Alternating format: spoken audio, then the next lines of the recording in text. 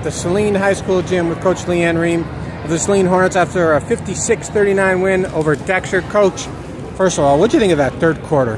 I mean, it was getting close there for a second. That girl, number 4, hit 4 straight threes, and I think they actually took the lead for a moment.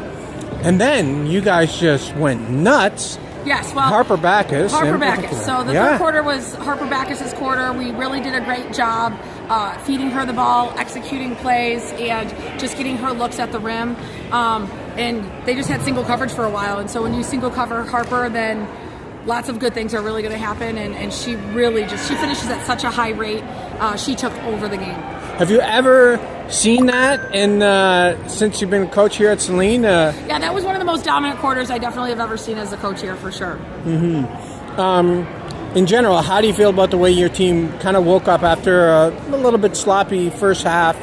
You didn't have Harper for a lot of that first half because of the fouls, but how did you feel about the way your team took kind of upped its game in the second half?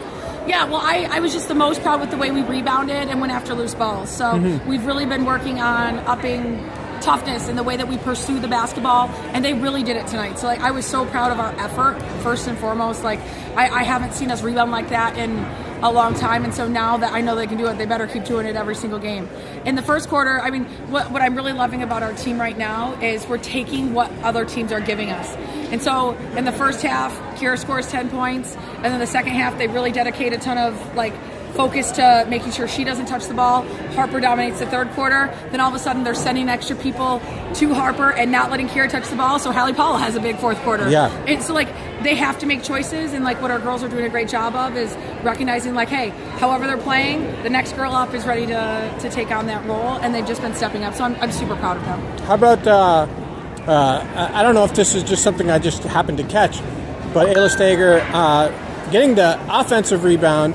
Play goes on, and then she's back there and she gets the defensive rebound. It's just and they weren't easy rebounds. They weren't right to her or anything. Yeah. She had to hustle for both of those things. I guess that's kind of the rebounding Ayla you're talking about. 3 years, Ayla's sophomore and junior year, she led us in rebounding, and she's undersized for a post player. She is just a tough-nosed kid that really gets after it. She has a high IQ, and she just wants to make winning basketball plays. It is not about her. It is about the team, and those are the kind of plays that we have to have if we're going to win, and she really did that tonight. I will also say, Megan Sweet had a really...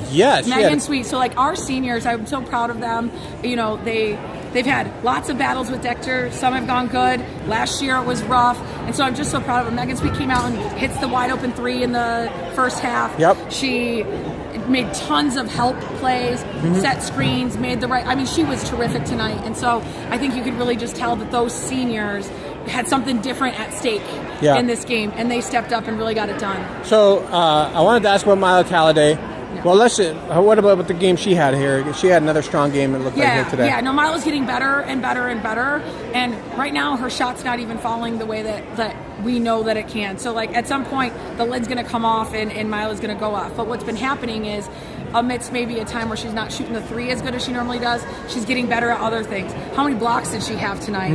How many times did she dive on the loose floor or save us in transition because she's sprinting back and she deflects the pass to somebody for a layup? So all those little things, she's getting better at all the right things. And then I don't ever worry about Mila. Her shot's going to fall. Oh, yeah, I think you guys went 0-3 against Dexter last year, including the playoffs. Yep. Was that what that celebration was about there at the end, or was there something else going on? Well, I think there was 3... Because that was as animated a celebration I've seen from you guys in a long time. So anytime you beat a rival, especially a team that you lost 2-3 times last year, it feels amazing.